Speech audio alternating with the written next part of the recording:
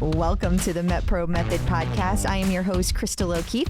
Today, I am joined by MetPro client Mitchel Ashley, and we are going to be talking about Mitchel's journey. Mitchel's been working with Angelo, the founder of MetPro, for a few years now, 2016, and has had quite the journey. So I understand you've changed your approach to fitness quite a bit, and I'm very curious to hear about that. Welcome, Mitchel. Well, thank you. Absolutely. I've changed my approach. And my favorite thing about Angelo, and I tell him this all the time, is, he's the drug dealer. His drug is exercise. And he made me an addict. He made you an addict? So did you exercise before MetPro at all? I did. In fairness to me, I had done triathlons in 2003, 2004, 2005. And then work became much more intense, and I found myself sitting at the desk much more, which caused my pant size to go up quite extensively. Yeah, that'll happen. It was right place, right time type of advertising that Angelo does, or you all do. I saw it on Facebook. I was curious how you found MetPro, how you decided on MetPro. So it was like a Facebook ad that popped up and you were like, this I got to do. Well, it was a Facebook ad. I had struggled with personal trainers in the past. And as I like to say, my personal trainers all became my friends, but I ended up having dinners and drinks with them more than we were really getting something done in the gym. So you charmed them out of the gym instead of them charming you into the gym. 100% accurate statement. Yes.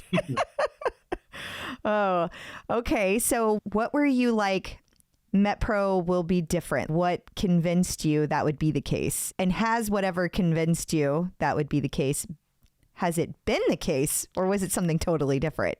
Does that question even make sense? It makes a lot of sense. What turned me on to them was this concept that they're a concierge fitness program, and that it was really going to be one-on-one with what my issues were and what the plan would be. And to be honest, considering for me, I live in New York, Angelo is in Northern California. A little bit of difference there.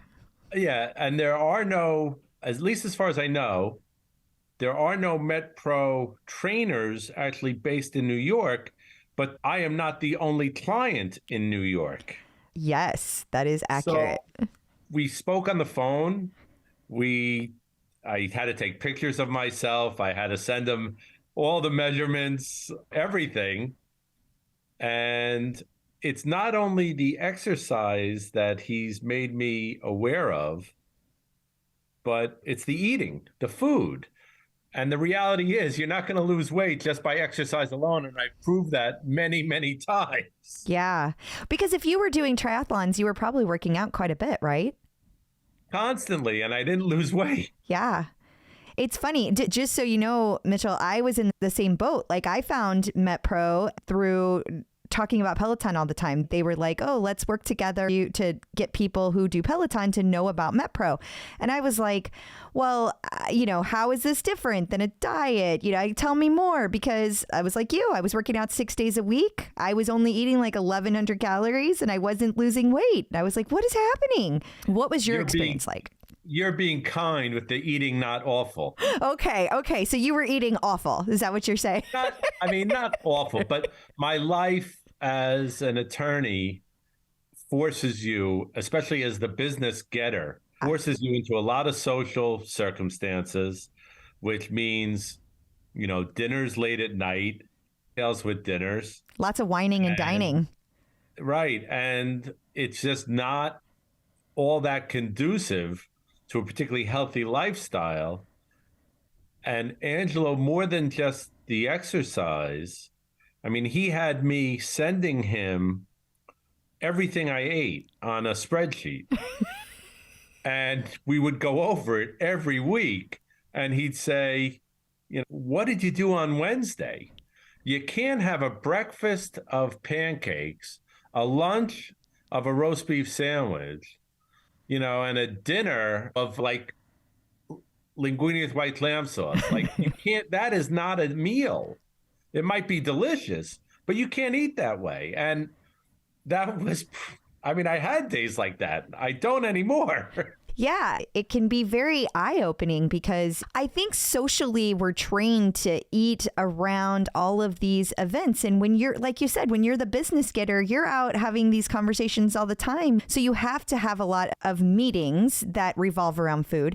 What has that process look like for you to change your food? Because obviously you still have to go get the business. So what did you do differently?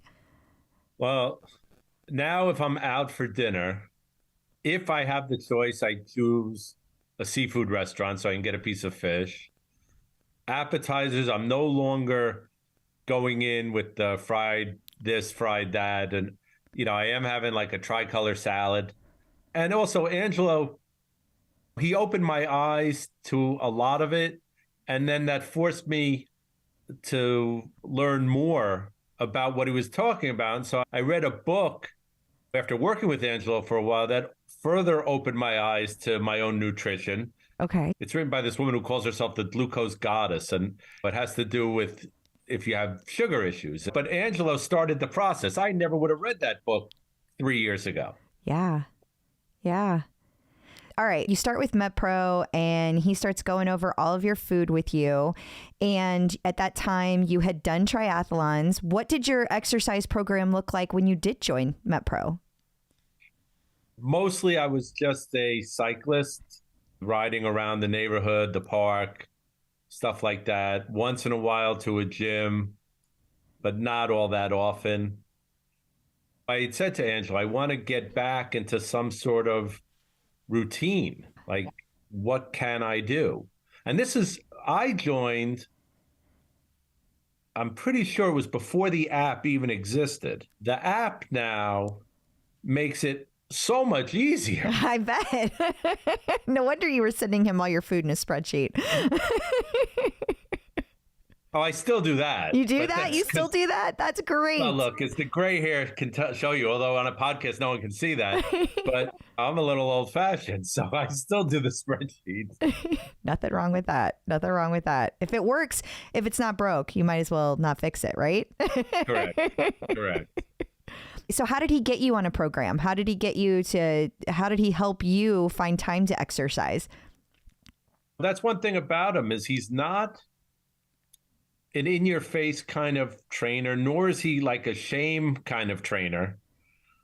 He's realistic kind of trainer. He's like, Mitchell, look, give me 10 minutes of walking today. That's how he was. Yes. Realistic about what I could and couldn't do on a day-to-day basis. And if I would say to him, look, Angelo, I'm in the middle of a trial, he's like, okay, but after dinner, give me 10, 15 minutes of walking. And I think that's really how we started. And then, to be honest, COVID changed everything. Right. I'm curious, being an attorney, I've heard kind of horror stories about like how you had to start doing trials online and things like that. But there were so many time frames that you got to work from home. So was that a good thing or a bad thing for you? No, COVID, health-wise, was a blessing for me. Because you had more time? Much more time. And for me, trials online didn't start right away. For us, for what I do, we really don't have trials online because I do all jury trials. Oh, okay. We are back trying cases now, but at a much lesser pace than we used to. Fewer courtrooms are in service. I don't know if I'm in New York City, so I think I said it earlier. So, as you know, COVID hit us pretty hard. Absolutely, it did, for sure. And so I found myself with time, and I wanted to be outside. And so I talked to Angelo about starting to run. And he encouraged it. Yeah. Okay, so you got into running. Uh-oh. I do not call myself a runner. However, that being said, with my run today, I'm up to 366 miles for the year. Mitchell, you're a runner. That's a runner. That's what Angelo tells me. Yeah, that's true. Let me pull out my calculator because I don't do math in my head. How many miles? It's nearly 1.1 miles a day. You have to count that. So that's like 6 miles a week or something, 7 miles a week. Yeah, you have to count that. That's incredible. My goal was 400 miles for this year. I'm not sure I'm going to make it because I struggled with, here's a perfect example. Angelo's not here in New York. Right. But I started to have problems with my feet. And I called him up. We text a lot and we speak at least once a week. I told him what it was. He says, Mitchell, you have plantar fasciitis. This is what you have to do. And I started doing it. I was still having problems. He's like, all right, now it's time to get yourself to a doctor, which I did. And we solved the problem. Now, the plantar caused me to not run for a few, about 3 weeks I took off. Yeah. And then that led to a knee issue, which is resolving, but he's even good with that. He's just, he really knows his stuff and he guides me through it. The doctor said all the things he said, and, it eventually cleared up. Yay. So. Yeah, plantar fasciitis, it's great that you went to go get it resolved right away and got to a doctor, because if you don't, that can last a lot longer than a few weeks. So that's great. It did last a while, but he goes, Mitchell, you're a runner now, and it's a common running injury. And we talked then about how at the same time as being a runner, I still ride my bike. And he said, switch to the bike. Absolutely. And that's what I did. As I said, he has me running to a good amount. But I also, through my biking, last summer, I rode this, it was called Cheesecake to Cheesesteak. I rode New York to Philadelphia. Wow. How many miles is ride. that? That's a really long way, right? Yeah, it's a 2-day ride. I think total miles it's 140. Wow. That's incredible. Congratulations. Yeah, so that's Angelo too. And even we were just talking the other day, I said to him, because of the issues with the legs, and, I'm 57, running is not low impact. Right. It's work, it's impact.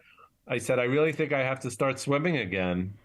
And he's like, Mitchell, it would be a good idea. He goes, it's not a weight loss thing, swimming, but it's a fitness thing. It's a good stamina thing. Yeah, it'll help. Yeah. Well, I'm sure Angelo also talked to you about your shoes, how often you replace your shoes for running too, right? Yes. Okay. It's funny you say that because the shoe store didn't have the sneakers that I've been wearing for like 4 or 5 years now. Uh-oh. And they had me switch to another brand. And that's when I started to have these like knee issues. And then after about 6 weeks, I went back to the shoe store and now they had my old brand. So I bought them, even though the new sneakers are still relatively new. And the knee issue went away and I called Angelo and I said, Angelo, I don't know what it is. He goes, Mitchell, absolutely. That could be it. It could be a subtle difference in the shoes. He goes, let me tell you something. Go back to the store and buy 2 pair of the same shoe and keep the other ones in the box until you're ready for them. Yes. Yes, that's good advice. I have a little bit of pronation with my feet and my knees. And so I have to use like stabilizing shoes, Yeah, I don't know how important the color of shoes are to you, but I find that I am motivated by beautiful shoes. And so I always go into the shoe store and I always look at the wall. They have that beautiful wall of shoes. And I'm always like, oh, look at all the colors. And then they're like, you get this one. I'm always so sad. Can I say the shoes I wear? Yeah, absolutely. Okay. I wear Brooks, Adrenaline. They always pick what color happens to be out at the time. So my shoes have been neon yellow. They've been black. The current ones are blue. It's whatever they have available. Yeah. I mean, the first year I think they were white, but it You just I'll go get with the it. shoe. The color is what it is. It might be a little picky. I don't know. But I know what you mean. And if you're used to those, and the GTS, Brooks Adrenaline GTS, they do have stabilizers in them. So if you were used to those stabilizers and you went to a shoe that didn't have the same stabilizer in it, yes, it absolutely can mess with your knee because I've been there. And he also turned me on to, I mean, things I never knew of.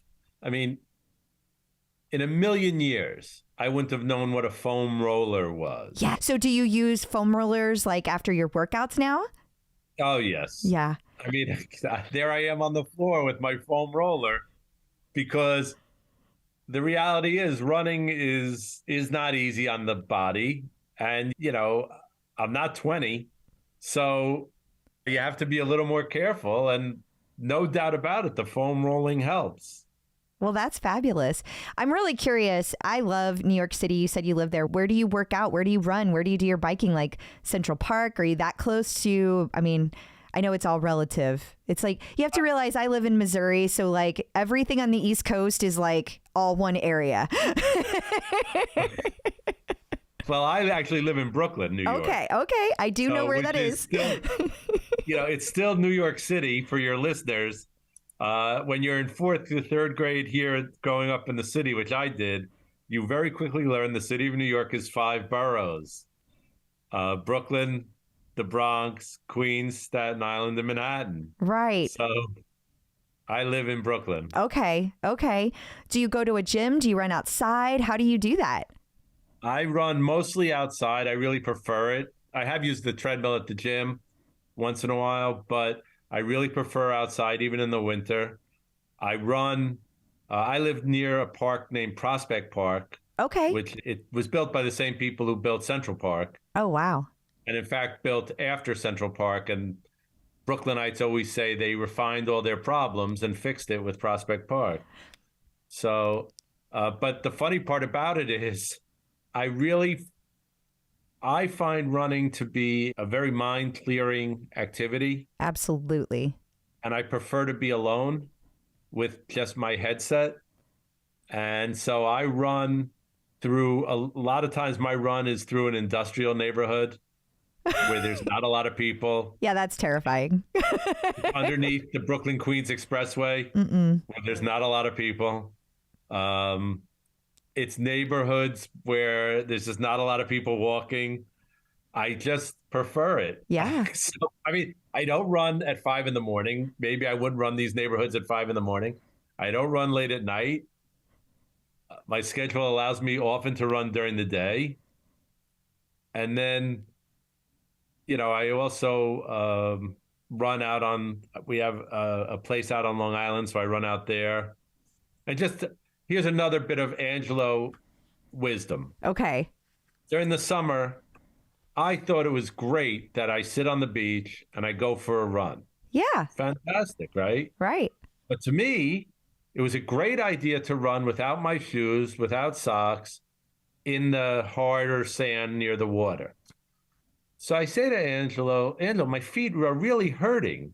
He says, yes, because that's a horrible way to run. He goes, that's just not good. But someone who has a foot problem, that is not a good way to run. So he corrected it. Yeah. Did you have to stop running on the beach? No, now I run on the beach in my shoes. Very nice. Very nice. I was curious because I've only been to New York City a few times, but when I go, and the times I have been, limited almost exclusively to Manhattan just because of events that I'm going to. So that's my knowledge. It's all Manhattan in my head. But it's so many people. Like it's so many people. And so I just can't imagine like running through all those people. So it sounds like you don't have to deal with that same issue. Okay.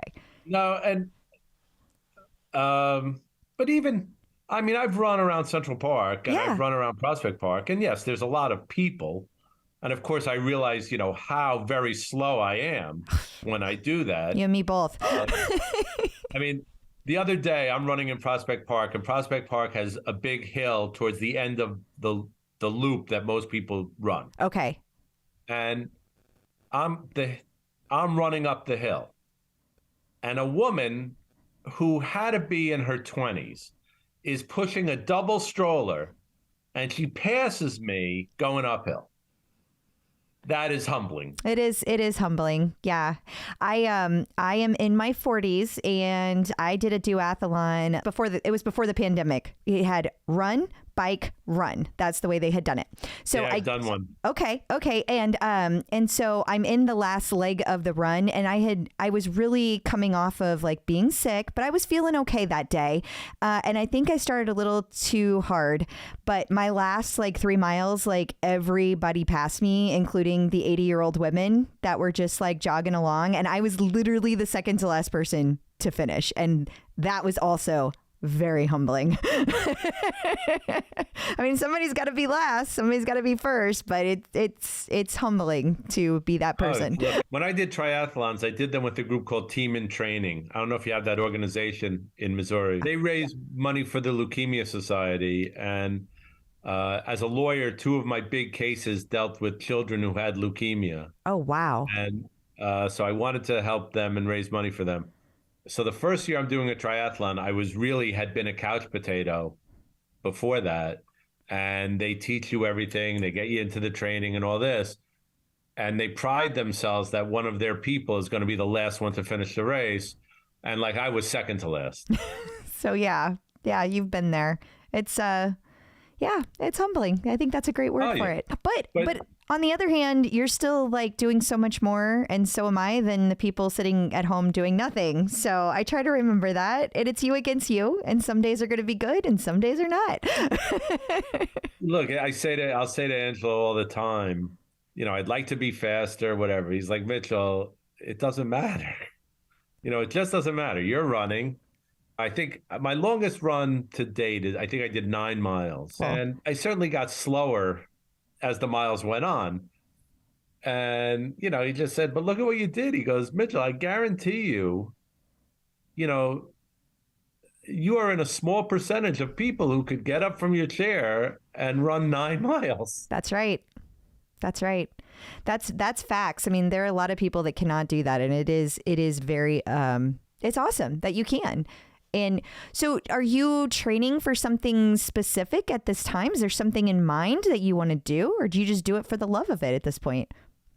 I'm embarrassed to say that I just do it because I love it. I would rather say I was training, but the reality is I don't train for anything. I just, you know what? As I say, Angelo is a pusher. He's the dealer. And now if I don't get exercises in a day, I think about it. I need to do something. Whether yesterday was a miserable weather day here in New York City.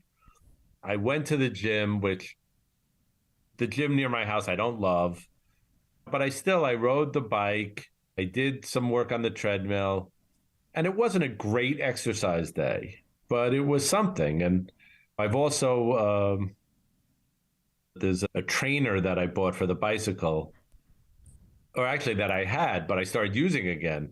And many a bad weather day, I'll just hop on that. Yeah. And get an hour ride in, which according to the app, I'm going through the streets of France, but reality, I haven't left the room. So is that Zwift? Zwift, exactly. Yeah. That's a lot of fun. Do you race other people when you're doing that? Yeah. Yesterday I did, or no, today's Monday. Saturday, yes. I did the Richmond time trial. Yeah. And like every time there's a segment, it's like you're nuts, because here you are, you're pedaling harder. There's no one around you. There's no one to see you. And you're pedaling harder and harder. You're clipped in and all that. And it's nuts. And I came in for the race. I came in 24th. Wow. That's pretty cool. Yeah, I was thrilled. Now, I'm surprised that doesn't motivate you to go race your bike somewhere. You've got lots of races up there. You know what's funny is I do all this. What I do for a living is very competitive. You try cases, you win, you lose. It's all about you and your client, and you're trying to win. In what I do, I only make money if I am ultimately successful for the client. So there's a lot of reasons you want to win. So when I do the exercise, it's just totally to relax. That makes perfect sense. races are not relaxing. That is true. They are not. Racing or competing for you would add to stress, not take away from stress. It's true. Like the ride from New York to Philadelphia was just an open ride, not a race, not anything. That I can do. I have no problem participating. I've done the 5-borough bike tour. I've done the New York Century ride. Those are great. They're just open rides, and that I enjoy that stuff. But like an actual to do the triathlons again, or even like 5Ks, which friends are trying to get me to do, it's not really what I want. Yeah. Well, I mean, it has to motivate you. I think that in of itself is one, it's great that you know yourself well enough to know that that's not going to motivate you. And two, I mean, I think that it's important to remember for everybody that we all have a different why. We all have a different thing that drives us. And like some people, they want to work out at home. Some people want to go to a gym. Some people can't stand biking, but they love running, or vice versa. And it's not the same for everyone. That's why there's so many different options. And so if just, participating that brings you joy, then that's awesome. And that's what you should continue to do. Yeah. And it's funny because when Angelo and I mean, now, it's December, and I find myself thinking about, how's the year going to kick off and the plan for next year. And I said, in terms of the running, I'm very happy with where I am. If I end up short of 400 miles because of the injuries I went through, I'll still end up around 380 miles for the year. That's terrific. Yes. Biking, I want to set a goal next year for biking because I think I slacked off a little this year in the biking, and introduce swimming. And I said to Angelo, like, this is the drug addict, drug pusher thing in him that like I need more and more. So I blame him for this. And I tell him this all the time. I think if he is to blame for something, that is an excellent thing for him to be blamed for. I think so too. Do you feel like he had a lot to do with your food transformation, or do you think it's like something you don't even think about anymore? No, he had a great deal to do with it, because now I think about what I'm putting in. I never really paid attention to nutrition, but like it went hand in hand with the running. You want to have a banana? Okay, eat it a half hour before you go for your run. It just went hand in hand with the nutrition, went hand in hand with all the exercise. And he really introduced it to me. What about how you feel compared to like before you did MetPro, when you would do a triathlon, compared to what you do now? Do you feel any different? Is it the same? Oh, overall, I certainly feel better. There's no doubt about that. Just every aspect of it, I feel better. Of course, if Metro could have turned me back into a brunette, that would have been good too, but that didn't happen. There are limits to the MetPro abilities, yes. Yeah, but I mean, you can't really tell. You're looking at me, podcast people wouldn't be, but I lost 35 pounds. That's incredible. Congratulations. That is really, really awesome. So my suits have been refit. My pants are different sizes. Yeah, I lost 35 pounds. And we will have this video up on our YouTube channel. Eventually, so people will be able to see it. Maybe not the same day that they listen to the podcast. They have to do it in two separate places, but it is there. It is there. Yeah. So, that's, and Angelo, we're working on still getting lower, because I still have a ways to go.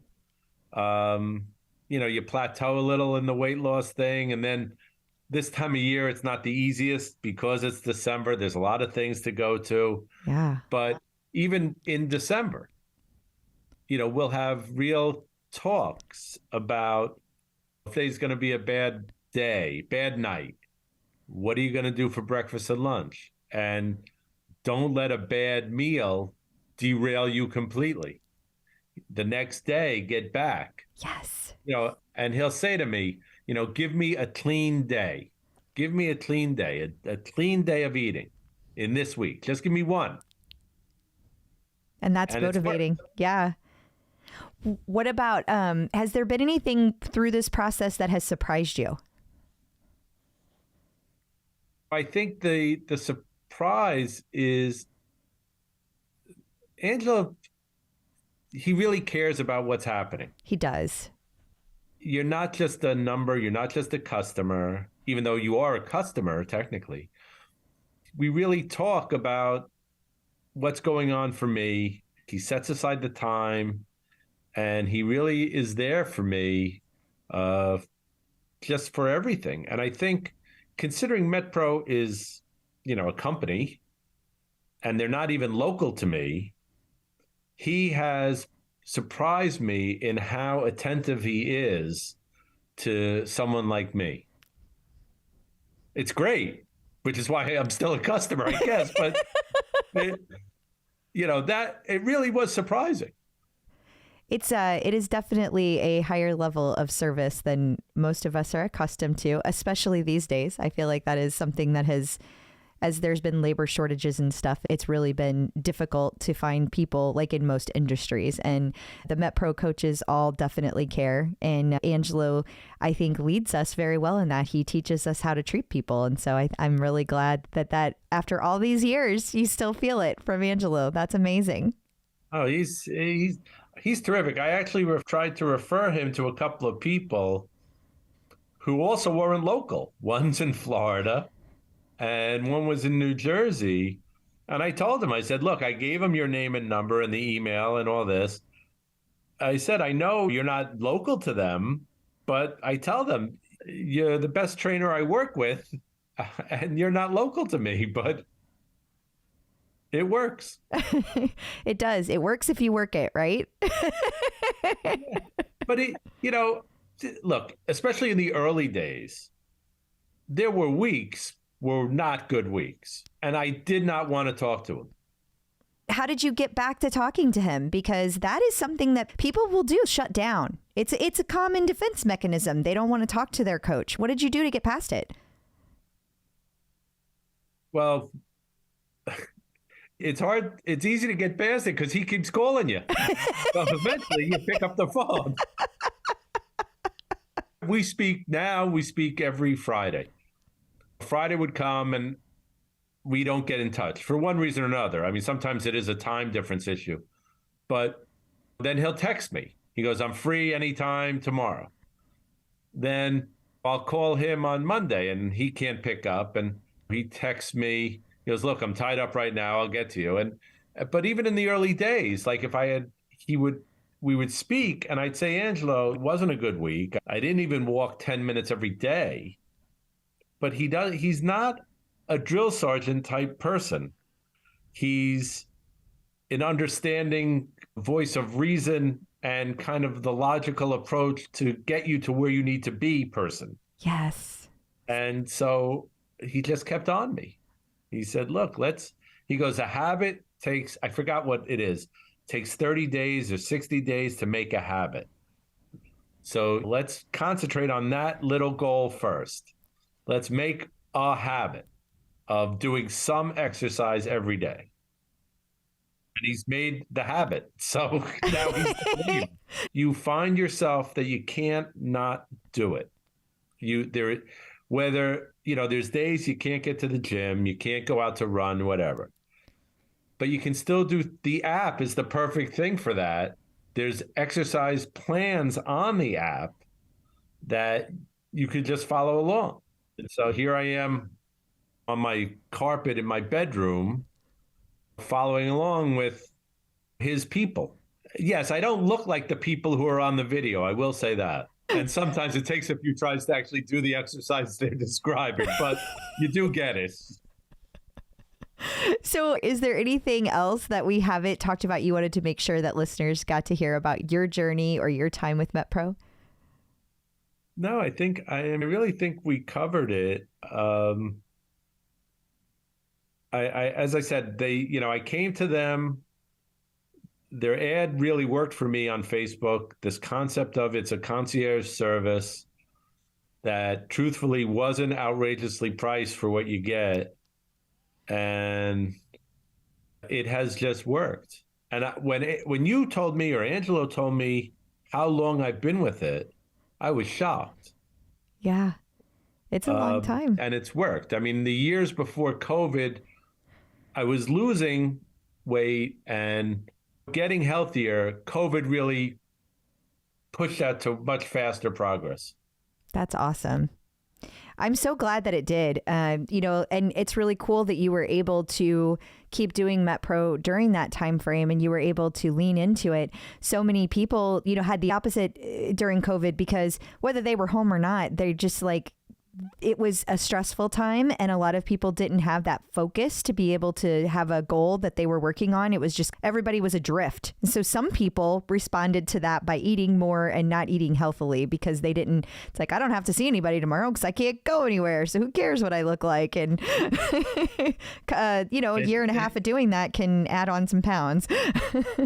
It's funny that you say that, because 9 out of 10 of my friends gained weight during COVID. Same. I don't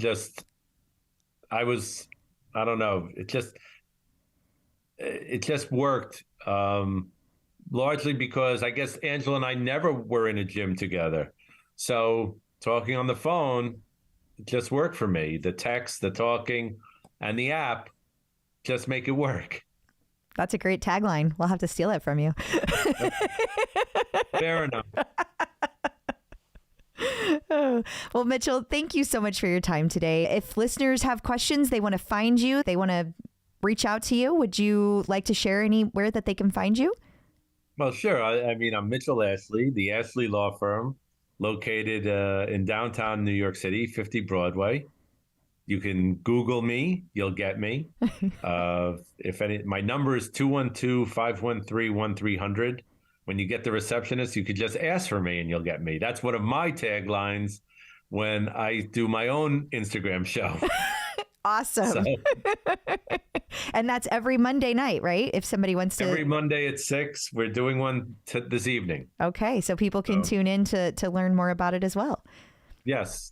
We talk about different areas of personal injury law. Tonight, we're talking about some fire safety issues, along with some new legislation. And I mean, I do a lot of talks about safety issues. Months ago, I did this whole story about Apple, the tags that they sell. Yes. So you can find your keys. I did a whole story about it for safety reasons. They can be quite dangerous. People can put one in your pocketbook, for young women especially, and then that person could follow you home. And so we did a whole story about that, and I'm reiterating that because there was a bunch of stories on the news about it recently. I saw that. It's so scary. It's so scary that it's that easy. It's that easy. And they're so small that they could go undetected. It's very scary. Yeah. Yeah, that was part of the program. Don't leave your bag unattended, all sorts of things. Well, I think that'll be a good one to tune into. So thank you for sharing that. Listeners, that is all for this week. You can find all the MetPro Method episodes anywhere you get podcasts, or you can go to metpro.co/podcast. Please be sure to follow and rate and review. That lets other people know what they can expect from the show. And you can also learn more about MetPro at metpro.co. I'm your host, Crystal O'Keefe, and I'll be back next week. Until then, remember, consistency is key.